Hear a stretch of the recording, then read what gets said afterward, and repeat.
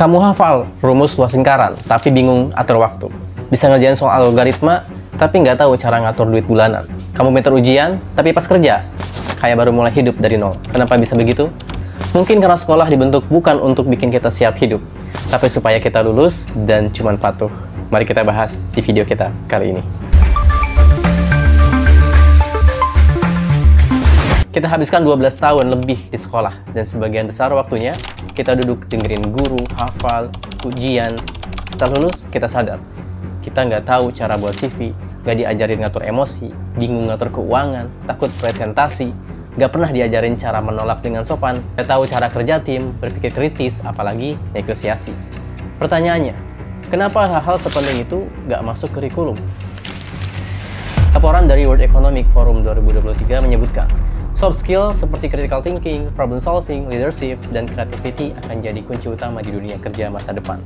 Tapi menurut sebuah riset, mengatakan bahwa sebagian besar lulusan baru dari sistem pendidikan formal belum siap menghadapi realita kerja, bukan karena kurang pintar, tapi kurang skill praktis.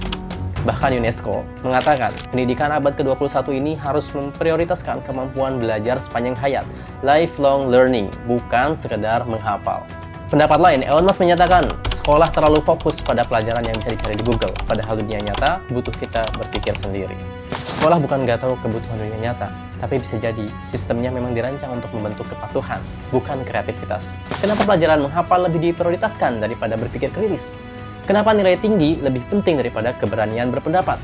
Apakah ini cuma kebetulan? Atau sejak awal sistem ini memang ingin membentuk manusia yang nurut, bukan bertanya-tanya dan kritis?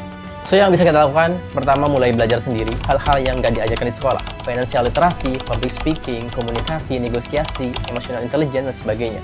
Banyak yang bisa kita dapatkan kok dari YouTube, podcast, atau workshop online yang bisa kita akses secara gratis. Dan juga untuk orang tua, jangan cuma ngejar nilai, tapi bekali anak-anak kita dengan kemampuan hidup yang relevan. Tanyakan bukan hanya dapat nilai berapa, tetapi apa yang kamu rasakan. Lalu juga sekolah perlu mengevaluasi kurikulumnya secara jujur. Tambahkan proyek nyata, praktik problem solving, kerja tim.